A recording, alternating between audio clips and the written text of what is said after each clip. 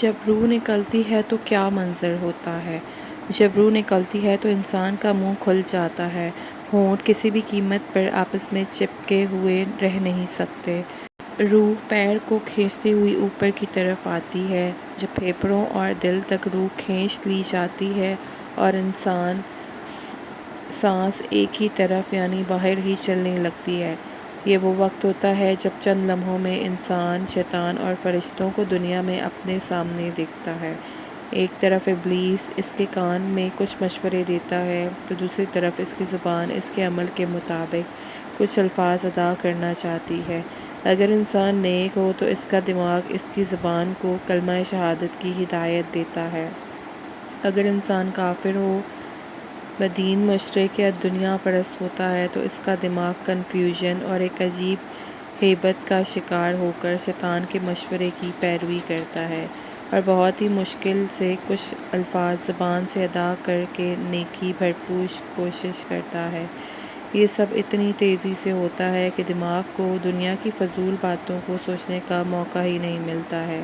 انسان کی روح نکلتے ہوئے ایک زبردست تکلیف ذہن محسوس کرتا ہے، لیکن تڑپ نہیں پاتا کیونکہ دماغ کو چھوڑ کر باقی جسم کی روح اس کے حلق میں اکٹھی ہو جاتی ہے اور جسم ایک گوشت کے بے جان لوتھڑے کی طرح پڑا ہوا ہوتا ہے، جس میں کوئی حرکت کی گنجائش نہیں رہتی۔ آخر میں دماغ کی روح بھی کھینچ لی جاتی ہے۔ آنکھیں روح کو لے جاتے ہوئے دیکھتی ہے اس لیے کہ آنکھوں کی پتلیاں اوپر چڑھ جاتی ہیں یا جس سمت فرشتے روح قبض کر کے جاتا ہے اس سمت کی طرف ہوتی ہیں۔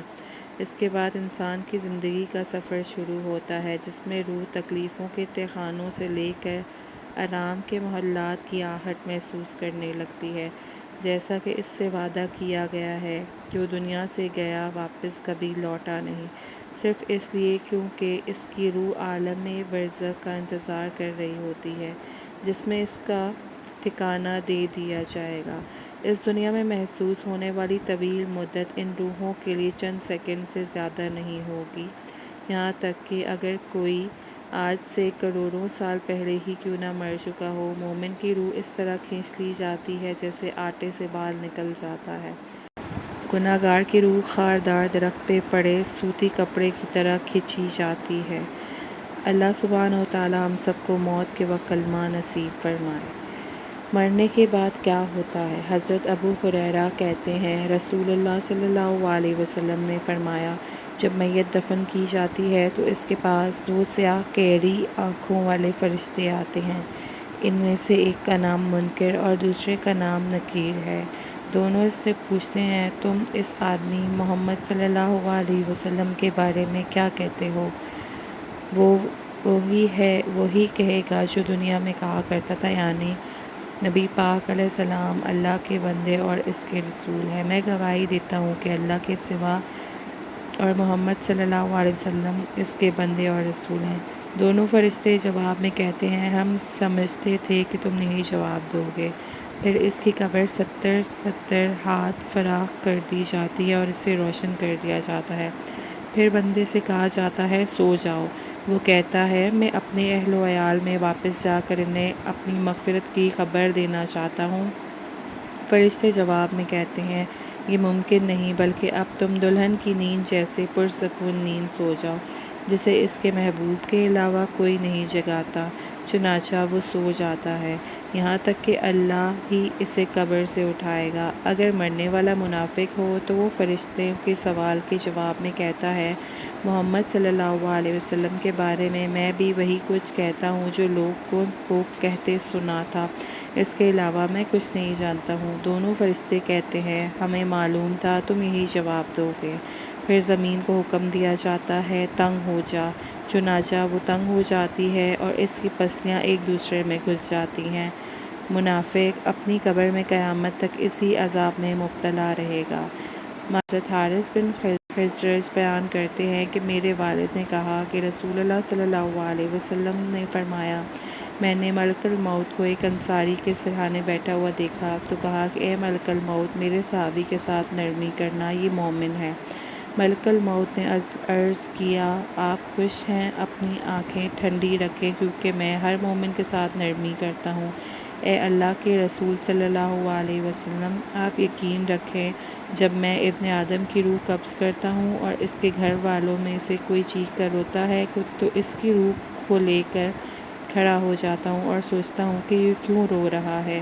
اللہ کی قسم، ہم نے اس پر کوئی ظلم نہیں کیا، نہ ہی وقت سے پہلے اس کی روح قبض کی۔ اگر یہ اللہ کی تقدیر پر صبر کرے تو ان کو اجر ملے گا، اور اگر یہ چیخ و پکار اور واویلا کریں گے تو گناہ گار ہوں گے۔ ہمیں تو آپ کی طرف بار بار آنا ہے، سو آپ احتیاط کریں۔ میں دن رات تری اور خشکی پر، میدان اور پہاڑ پر، ہر گھر پر نظر رکھتا ہوں اور ہر چھوٹے بڑے کو پہچانتا ہوں، اور اے اللہ کے رسول صلی اللہ علیہ وسلم، میں اللہ کی اجازت کے بغیر ایک مچھر کی روح بھی قبض نہیں کرتا۔ قبر میں حفاظت کا ذریعہ کیا ہے؟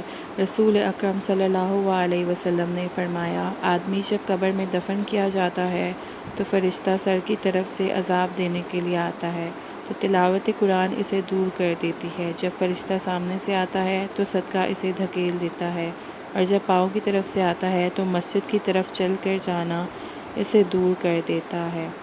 سوال ہے، مومن کے ساتھ قبر میں کیا سلوک کیا جاتا ہے؟ جواب ہے، رسول اکرم صلی اللہ علیہ وسلم نے فرمایا، جب مومن بندے کو دفن کیا جاتا ہے تو قبر اس سے کہتی ہے، تمہارا آنا مبارک ہو، میری پشت پر چلنے والوں میں تم مجھے سب سے زیادہ عزیز تھے۔ جب تم میرے حوالے کر دیے گئے اور میرے پاس آ گئے تو تم آج میرا حسن سلوک دیکھو گے۔ پھر جہاں تک نظر جاتی ہے قبر کشادہ ہو جاتی ہے اور اس کے لیے جنت کے دروازے کھول دیے جاتے ہیں۔ قبر انسان کو ہر روز کتنی بار آواز دیتی ہے؟ قبر ہر روز ہمیں 5 بار پکارتی ہے۔ وہ کہتی ہے، میں تنہائی کا گھر ہوں، میں تمہارے لیے ملنسار بن جاؤں گی اگر تم قرآن مجید کی تلاوت کرو گے۔ قبر کہتی ہے، میں اندھیرے کا گھر ہوں، مجھے روشن بنانے کے لیے رات کو نماز پڑھا کرو۔ قبر کہتی ہے، میں مٹی کا گھر ہوں، مجھے اپنا فرش بنانے کے لیے نیک اعمال کیا کرو دنیا میں۔ قبر کہتی ہے، میں سانپوں کا گھر ہوں، میرا اتریاق اللہ کے نام میں ہے۔ قبر کہتی ہے، میں منکر و نکیر کا گھر ہوں، جو بہت پاکیزگی سے سوال کرتے ہیں، اس کے لیے 2 شہادتوں کا اہتمام کرو۔ وہ 2 شہادتیں کیا ہیں؟ اللہ ایک ہے اور محمد صلی اللہ علیہ وسلم اللہ تعالیٰ کے رسول ہیں۔ قبر میں کیا انعام ہوگا؟ حضرت شیخ شبلی رحمۃ اللہ علیہ بیان فرماتے ہیں کہ ایک دفعہ میرا ایک ہمسایہ فوت ہو گیا۔ میں نے اسے خواب میں دیکھا اور پوچھا، تمہارے ساتھ اللہ نے کیسا معاملہ کیا ہے؟ اس نے جواب دیا، بڑا خوفناک منظر میرے سامنے آیا۔ منکر و نکیر کے سوالات کا وقت بڑا کٹھن اور دشوار گزرا۔ اچانک مجھ سے کہا گیا، دنیا میں تیری زبان بیکار رہی، اس کے لیے تجھے مصیبت آئی ہے۔ عذاب کے فرشتوں نے جب مجھے عذاب دینے کا ارادہ کیا تو ایک نوری پیکر جس کے جسم سے خوشبو آ رہی تھی حائل ہو گیا۔ وہ مجھے منکر نکیر کے سوالات کے جوابات پڑھاتا گیا۔ اس طرح میں کامیاب ہو گیا۔ میں نے اس نوری پیکر سے پوچھا، آپ کون ہیں؟ اس نے جواب دیا، میں تیرا وہ درود پاک ہوں جو تو دنیا میں اللہ تعالیٰ کے حبیب صلی اللہ علیہ وسلم پر پڑھا کرتا تھا، اور اب تو فکر نہ کر، میں قبر، حشر اور پل صراط میں نیز ہر مشکل مقام پر تیرے ساتھ رہوں گا اور تمہاری مدد کروں گا۔ قبر میں فرشتے کیا سوال کرتے ہیں؟ حدیث شریف ہے، ہمارے پیارے رسول اکرم صلی اللہ علیہ وسلم نے فرمایا کہ میت کے پاس قبر میں 2 فرشتے آتے ہیں جو اس کو بٹھا کر سوال کرتے ہیں، من ربک، تیرا رب کون ہے؟ اور اگر مومن ہے تو کہتا ہے کہ میرا رب اللہ ہے۔ پھر وہ پوچھتے ہیں کہ ما دینک، تیرا دین کیا ہے؟ وہ جواب دیتا ہے کہ میرا دین اسلام ہے۔ پھر وہ پوچھتے ہیں، اس شخص کے بارے میں کیا کہتے ہو جو اللہ کی طرف سے بھیجا گیا تھا؟ وہ جواب دیتا ہے کہ وہ اللہ کے رسول ہے۔ فرشتے دریافت کرتے ہیں کہ یہ تجھے کیسے معلوم ہوا؟ وہ جواب دیتا ہے کہ میں نے اللہ کی کتاب پڑھی اور اس پر ایمان لایا اور اس کی تصدیق کی۔ جب وہ صحیح جواب دیتا ہے تو اللہ کا ایک منادی آسمان سے پکار کر کہتا ہے کہ میرے بندے نے سچ کہا، اس کے لیے جنت کا بچھونا بچھا دو اور اس کو جنت کا لباس پہنا دو اور اس کے لیے جنت کا ایک دروازہ کھول دو۔ چنانچہ دروازہ کھول دیا جاتا ہے اور جنت کا آرام اور اس کی خوشبو اس کو پہنچتی رہتی ہے، اور جہاں تک اس کی نظر جائے وہاں تک قبر کشادہ کر دی جاتی ہے۔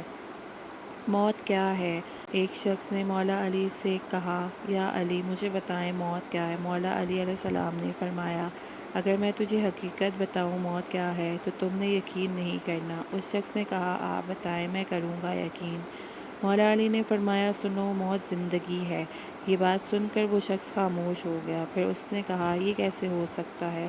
انسان کی موت انسان کی زندگی ہو۔ مولا علی نے فرمایا، اچھا مجھے بتا، جب تم پیدا ہوئے تھے کس حالت میں تھے؟ اس شخص نے کہا، تو یہ کیا ہر انسان جب پیدا ہوتا ہے رو رہا ہوتا ہے؟ مولا علی نے فرمایا، وہ رو رہا اس لیے ہوتا ہے کیونکہ جب وہ اپنی ماں کے پیٹ میں ہوتا ہے اس کو لگتا ہے اس کی زندگی، اور جب وہ دنیا میں آتا ہے تو اس کو لگتا ہے جیسے اس کی موت ہونے لگی ہے، اس لیے وہ روتا ہے۔ اور جب انسان دنیا سے جاتا ہے تو لوگ روتے ہیں کہ اس کی موت ہو گئی، مگر حقیقت تو وہ اپنی اصل زندگی کی طرف جا رہا ہوتا ہے۔ رونگٹے کھڑے کر دینے والی حدیث کیا ہے؟ رسول اللہ صلی اللہ علیہ وسلم نے ارشاد فرمایا، میں اپنی امت میں سے یقینی طور پر ایسے لوگوں کو جانتا ہوں جو قیامت والے دن اس حال میں آئیں گے کہ ان کے ساتھ تہامہ پہاڑ کے برابر نیکیاں ہوں گی تو اللہ ان نیکیوں کو غبار بنا دے گا۔ تو ثوبان رضی اللہ تعالیٰ عنہ نے عرض کیا، اے رسول اللہ، ہمیں ان لوگوں کی نشانیاں بتائیں، ہمارے لیے ان لوگوں کا حال بیان فرما دیں تاکہ ایسا نہ ہو کہ ہم انہیں جان نہ سکیں اور ان کے ساتھ ہو جائیں۔ تو رسول اکرم صلی اللہ علیہ وسلم نے ارشاد فرمایا، وہ لوگ تم لوگوں کی دینی بھائی ہوں گے اور تم لوگوں کو جلد ظاہری پہچان اسلام سے ہوں گے اور رات کی عبادات میں اسی طرح حصہ لیں گے جس طرح تم لوگ لیتے ہو، یعنی تم لوگوں کی ہی طرح قیام اللیل کیا کریں گے، لیکن ان کا معاملہ یہ ہوگا کہ جب وہ لوگ اللہ کی حرام کردہ چیزوں اور حرام کاموں کو تنہائی میں پائیں گے تو انہیں استعمال کریں گے۔